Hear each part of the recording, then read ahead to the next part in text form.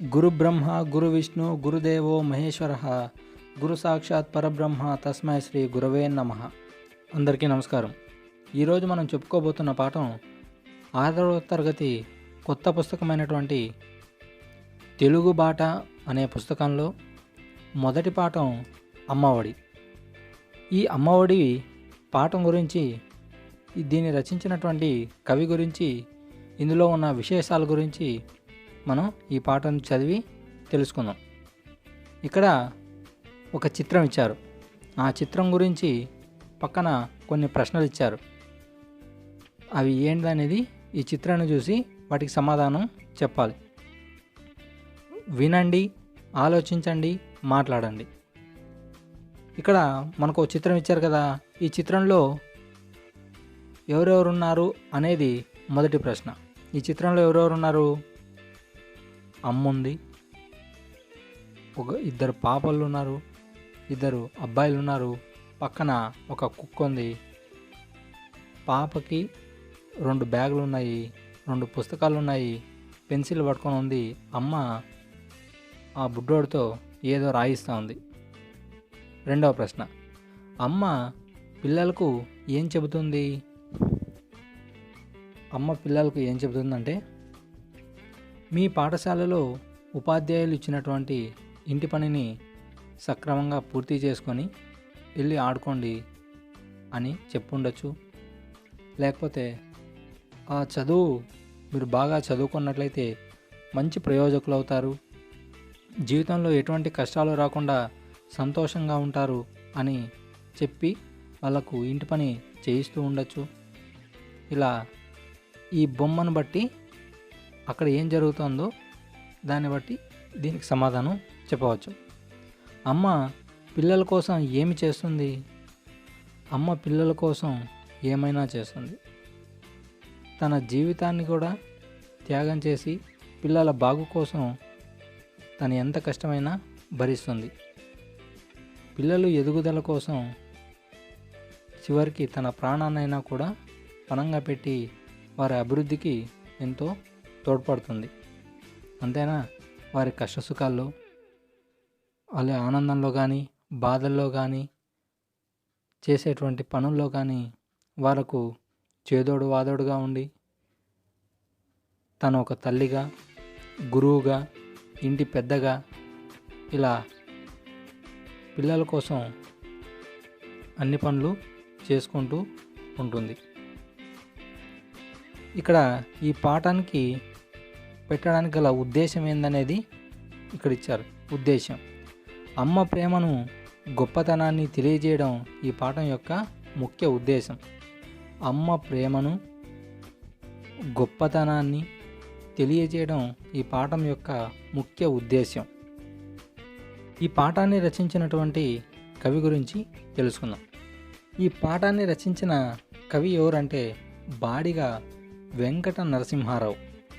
ఈ బాడిగ వెంకట నరసింహారావు గారు కృష్ణా జిల్లా కౌతరంలో 15/8/1913లో జన్మించారు. బాలరసాలు, పాలబండి పాటలు, ఆవు హరిశ్చంద్రుడు, బాలతనం, చిన్నారి లోకం, పూల బాలలు, ఋతువురాణి వంటి 17 పుస్తకాలు పిల్లల కోసం రాశాడు. కనుక ఈయన్ని బాలబంధుగా అందరూ కొనియాడతారు. ఆ విధంగానే ప్రసిద్ధులు కూడా.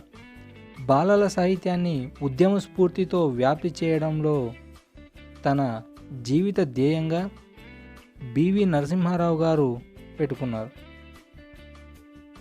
విజయమూరి లక్ష్మీ నరసింహారావు రాసిన అనార్కలి నాటకంలో అనార్కలి పాత్ర ధరించి అనార్కలి నరసింహారావుగా ఖ్యాతి గడించారు.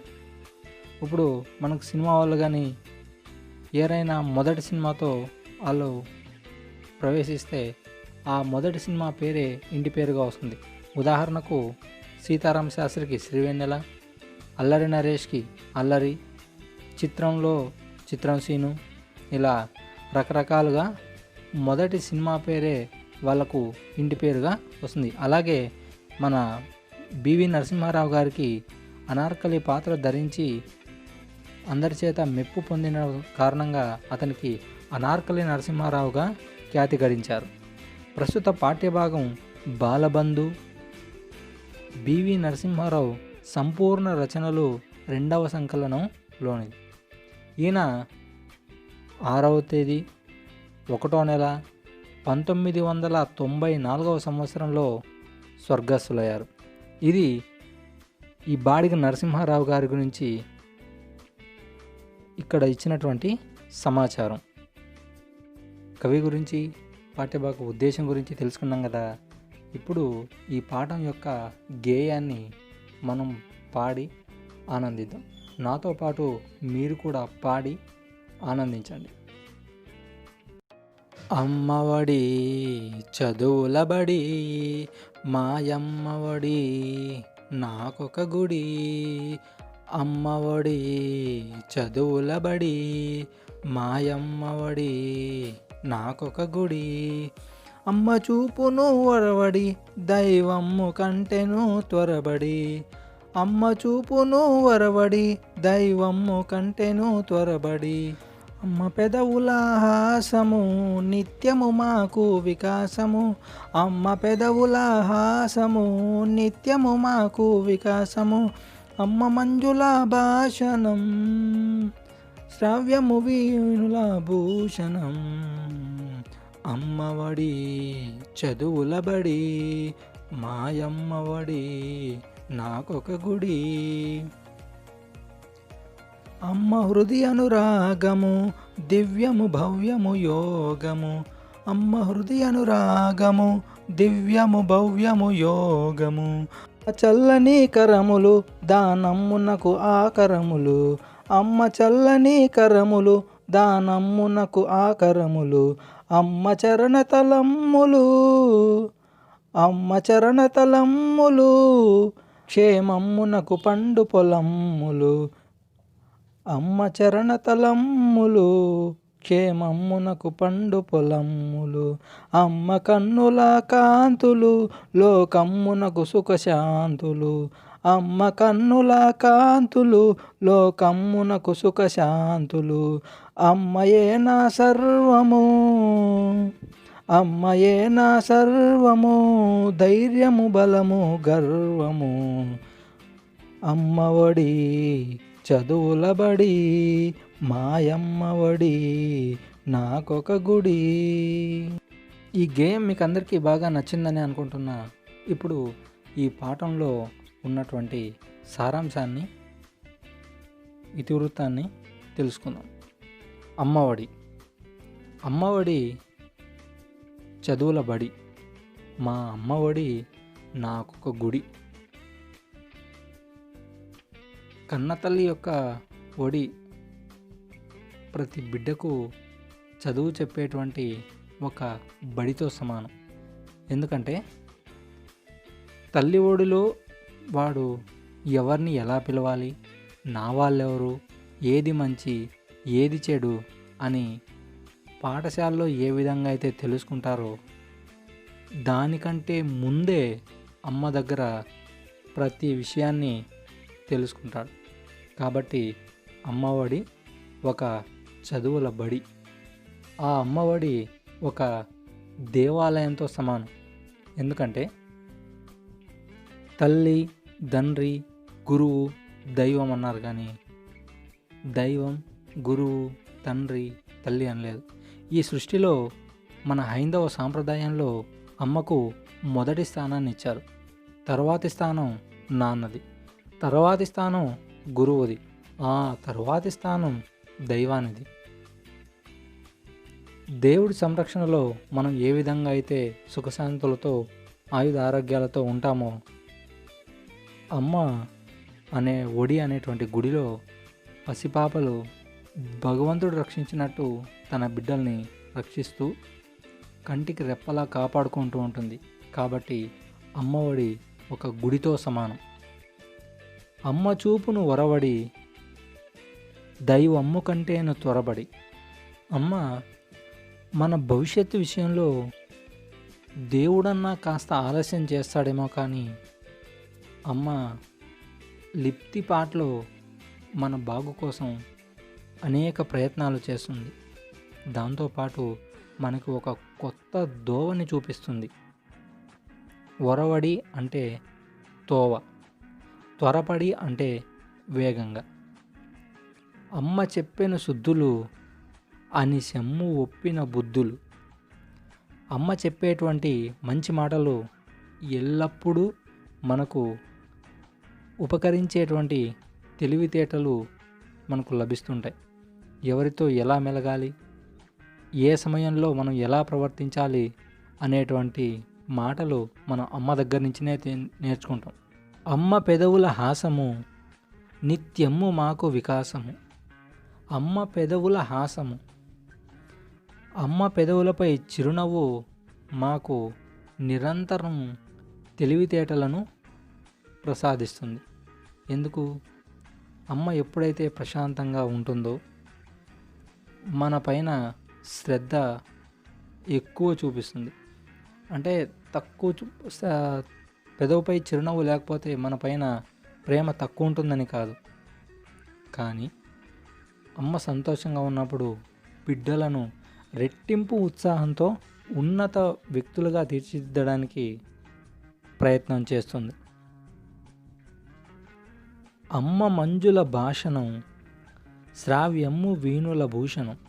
అమ్మ అందమైనటువంటి మాటలు వినడం మా చెవులకే అలంకారంతో కూడుకున్నటువంటివి. పిల్లలు చిన్నతనంలో తల్లిదండ్రుల సంరక్షణలో, అవ్వాతాతల సంరక్షణలో పెరగాలి అని చెప్పేది.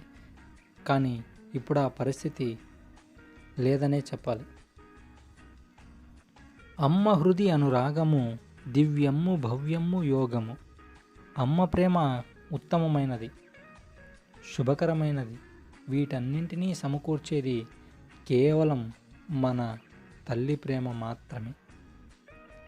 అమ్మ చల్లని కరములు దానమ్ములకు ఆకరములు.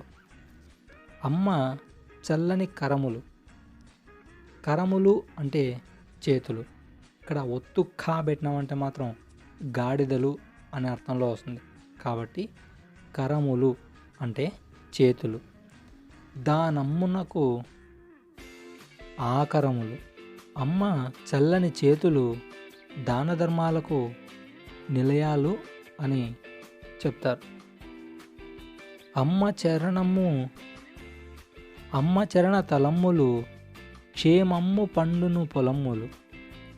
అమ్మ చరణాలు అంటే పాదాలు, తలములు తాకినటువంటి నేల శుభాన్ని కలిగించేటువంటి మంచి పంటలు పండుతుంది.